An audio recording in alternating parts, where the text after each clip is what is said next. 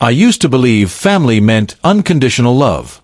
That no matter what happened, parents would always stand by their children. But that belief shattered the day my mom looked me in the eyes and said, "You don't deserve help." It all started when my younger sister, Lily, got engaged. She was the golden child, beautiful, social, and everything my parents ever wanted in a daughter. I was the quiet one, the one who focused on work instead of parties, the one who never quite fit in. I didn't resent her, though. I was genuinely happy when she told me she'd met the man she wanted to marry. Things changed when the wedding plans began. My parents called a family dinner to celebrate.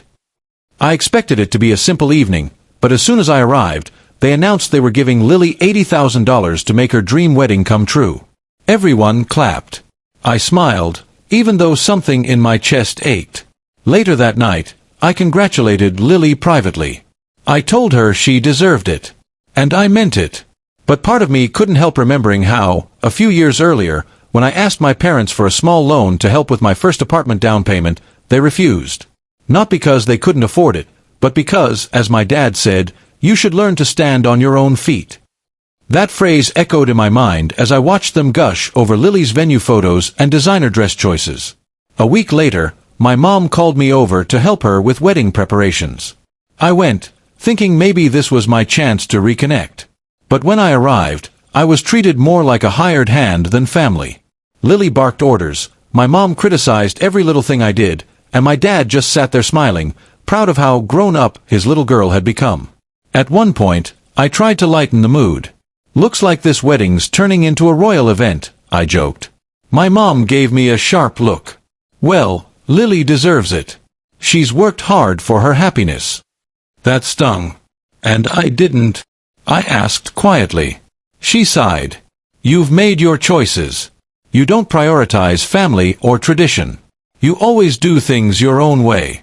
Why should we reward that?" It took me a moment to find my voice. "So because I didn't follow the exact path you wanted, I don't deserve help?" She crossed her arms. "You're independent. You don't need us." That night, I went home and cried. Not because of the money, but because of what it symbolized, years of being treated like I was somehow less. I'd always been the responsible one. I paid my own bills, worked 2 jobs through college, and never once asked them for anything major. But now it was clear, they didn't respect that. Still, I told myself it wasn't worth fighting over. It was just money, after all. But things got worse. Lily called one afternoon asking if I could help out by covering her wedding photographer since they'd run over budget. The photographer cost $4,500. When I hesitated, she said, "Come on, you're single. You have no big expenses. Don't be selfish." That was the final straw. I told her, "Lily, my job isn't to fund your fairy tale. I'm done being the backup daughter." She gasped like I'd slapped her. Within an hour, my mom called, furious. "How dare you talk to your sister like that? She's under stress. She's having the most important day of her life." I took a deep breath.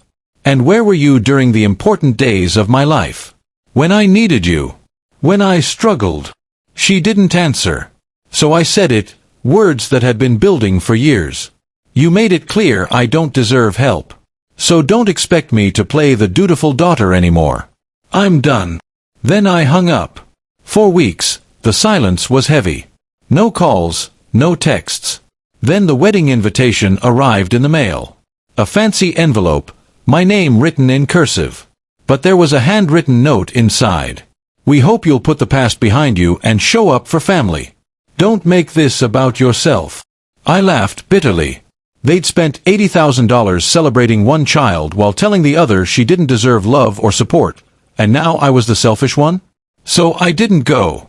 The morning of the wedding, I turned off my phone, drove to the mountains, and spent the day hiking alone.